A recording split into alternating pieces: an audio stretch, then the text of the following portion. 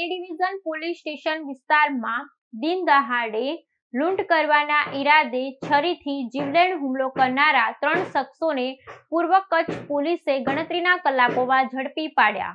ગાંધીધામ એ division police station વિસ્તારમાં દિન દહાડે લૂંટના ઈરાદે છરીથી જીવલેણ હુમલો કરનાર 3 શખ્સોને પૂર્વ કચ્છ પોલીસે ગણતરીના કલાકોમાં ઝડપી પાડ્યા। ગઈકાલે રાજુભાઈ રસિકભાઈ ઠક્કર નામના વેપારી રોકડ રૂપિયા 12 લાખ ભરેલી બેગ સાથે પોતાની દુકાને જઈ રહ્યા હતા, ત્યારે દુકાન પાસે 2 અજાણ્યા ઈસમોએ તેમની પાસે આવી છરી વડે ઘા મારી લૂંટ કરવાનો પ્રયાસ કર્યો હતો। ઘટના સમયે આસપાસના વેપારીઓ પહોંચી જતા હુમલાખોર બલેનો કારમાં નાસી છૂટ્યા હતા। આ મામલે એ ડિવિઝન પોલીસ સ્ટેશનમાં ગુનો નોંધવામાં આવ્યો હતો।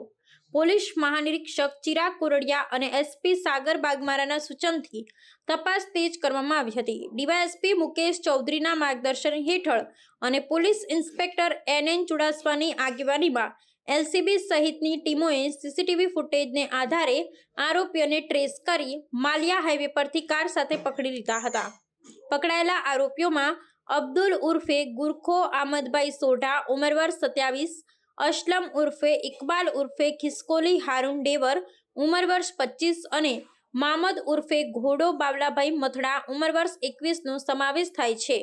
ત્રણેય મીઠી રોહર અને કંડલા વિસ્તારમાં રહે છે। પોલીસે આ આરોપીઓ પાસેથી બલેનો કાર GJ12 EE 8631 કિંમત ₹5 લાખનો મુદ્દામાલ પણ કબજે કર્યો છે। તપાસમાં ખુલ્યું કે આરોપીઓએ સોશિયલ મીડિયામાં લૂંટનો વિડીયો જોઈ ગુનાનો પ્લાન બનાવ્યો હતો અને ફરિયાદી અગાઉ પણ લૂંટનો ભોગ બન્યા હોવાની જાણકારી આધારે ટાર્ગેટ કર્યો હતો।